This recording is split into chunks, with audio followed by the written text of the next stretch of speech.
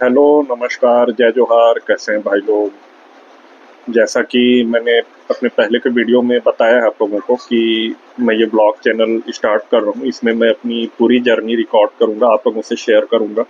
मेरी सारी सफलता, असफलता, हर चीज़। लेकिन एक चीज़ और मैंने बोला था कि मैं अपने थॉट्स भी आप लोगों से शेयर करूँगा। मुझे जो एक्सपीरियंस होंगे, उनको आप लोगों से शेयर करूँगा ताकि जो मेरे से क्या बोलना चाहिए यंगर एज के हैं या जो नई जनरेशन के हैं एकदम, उनको कुछ हेल्प मिल सके मेरे अनुभव से।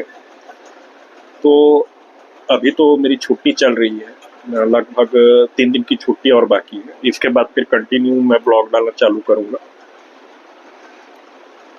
आज मैं एक कहानी आप लोगों से शेयर करना चाहता हूँ क्योंकि वो जो कहानी है ना वो अभी के समय के हिसाब से रिलेट करती है। ये एक रशियन लोक कथा है, मैं पढ़ रहा था, मुझे वो रोचक लगी कहानी। कहानी ऐसी है, रशिया में ना एक किसान था। उसकी फैमिली थी, उसकी पत्नी, उसकी बेटी। उसकी जो पत्नी थी वो उसकी दूसरी पत्नी थी। उसकी पहली पत्नी मर चुकी थी।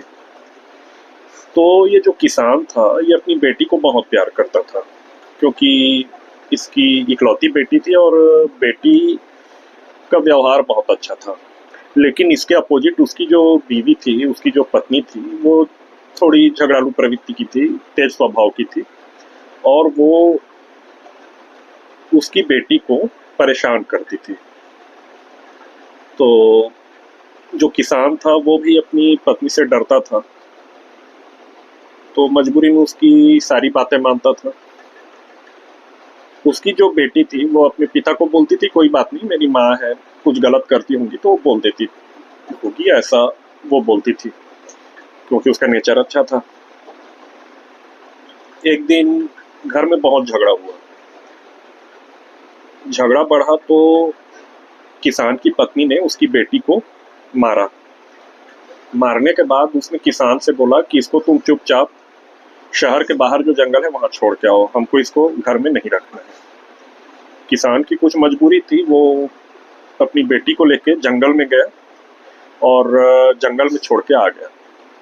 कहानी के हिसाब से, क्योंकि रशिया में बहुत ठंड पड़ती है, तो वो ठंड का समय था, बहुत ठंडी थी, तो वो अपनी बेटी को छोड़ के आ गया। अब उसकी बेटी वहां उस जंगल में अकेले खड़ी थी, ना रो रही थी, ना चिल्ला रही थी, बस चुपचाप खड़ी थी और बस ईश्वर से वो प्रार्थना कर रही थी कि मुझे इस मुसीबत से आप निकाल लो। ऐसे करते करते करते करते बहुत समय बीत गया। मतलब उसी दिन रात में उसके सामने एक देवदूत प्रकट हुआ।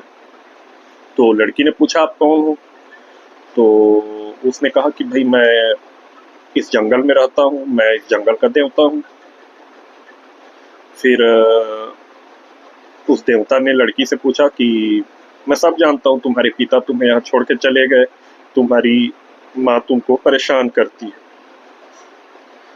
तो लड़की ने बोला नहीं, उनकी कुछ मजबूरी रही होगी, वो मुझे यहाँ छोड़ के चले गए, मुझे उनसे कोई शिकायत नहीं है।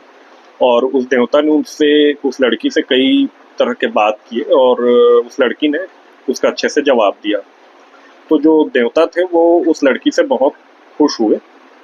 तो उन्होंने उसे बहुत सारा उपहार दिया और बोला कि तुम जब भी मुसीबत में रहोगी मैं तुम्हारे मदद के लिए आ जाऊंगा। और उस देवता ने उसे उसके घर वापस छोड़ दिया।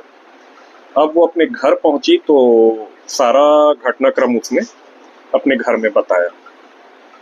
तो उसकी जो माँ थी उसके मन में लालच आ गया कि मैं भी ऐसे जाती हूँ और मैं भी ऐसे करती हूँ, मेरे सामने भी देवता आएंगे और मुझे भी ढेर सारा उपहार मिलेगा और मुझे भी आशीर्वाद मिलेगा। ऐसा सोच के वो भी अपने लालच में चली गई। लेकिन अपोजिट हुआ, कोई नहीं आया और धीरे धीरे उसकी तबीयत बिगड़ी। फिर कुछ लोगों ने उसे देखा, फिर उसे उसके घर पहुंचाए तो बहुत बीमार थी। धीरे धीरे वो ठीक हुई और बाद में उसे अपनी गलती का रियलाइज हुआ और उसने अपनी बेटी से माफी मांगी। ये कहानी है। लेकिन इस कहानी में पॉइंट ये है कि उस लड़की के समक्ष देवता आ गए और उसकी माँ के सामने कोई नहीं आया। तो ये कहानी हमें सीख देती है कि हमें दूसरे का नकल नहीं करना चाहिए, क्योंकि ज़रूरी नहीं है कि दूसरे के साथ जो हो रहा हो वो भी हमारे साथ भी हो। प्रकृति ने सबके लिए अलग चीज़ें निर्धारित करके रखी होती हैं। आज के समय में मुझे ये कहानी ऐसे रिलेट करती है, हम भेड़ चाल में जा रहे हैं, हम सामने वाले की नकल करना चाहते हैं बिना ये जाने कि हमारा पोटेंशियल क्या है, हम कितनी मेहनत कर सकते हैं। हम सामने वाले की सिर्फ सफलता देखते हैं कि अरे वो तो बहुत सफल आदमी है, ये है वो है, उसने ऐसे किया और रातों रात उसे सब चीज़ मिल जाए। मुझे लगता है रातों रात कुछ नहीं मिलता, सालों की मेहनत लगती है और सबका नेचर और सबका जो पोटेंशियल है ना वो अलग होता है। मेरा मानना है कि हमें भीड़ का हिस्सा नहीं बनना चाहिए और जिधर भीड़ जाए उधर हमें भी नहीं जाना चाहिए। जरूरी नहीं है कि सामने वाले ने 10 घंटे मेहनत करके जो चीज़ हासिल कर ली हम भी वो कर लेंगे।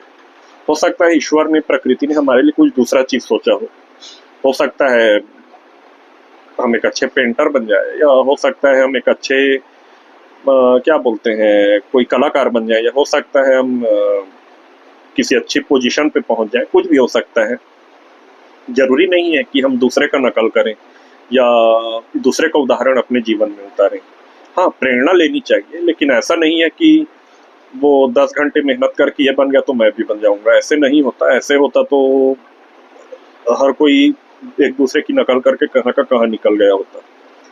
तो मेरा मानना है कि हमें अपने क्षमता के अनुसार कार्य करना चाहिए, अपना एक लक्ष्य निर्धारित करना चाहिए और उसके तरफ हमें मेहनत करना चाहिए, क्योंकि दिमाग 50 जगह देने से कुछ नहीं होता, आदमी कहीं नहीं पहुंचता।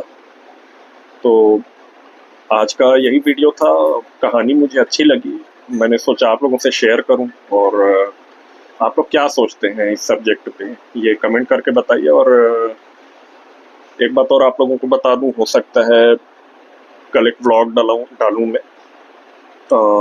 एक लैपटॉप लेने जाना है मेरे को, तो उस जर्नी में जुड़िएगा और देखते हैं वहाँ क्या होता है। मिलते हैं कल अगले वीडियो में, तब तक के लिए नमस्कार, जय हिंद, जय जोहार।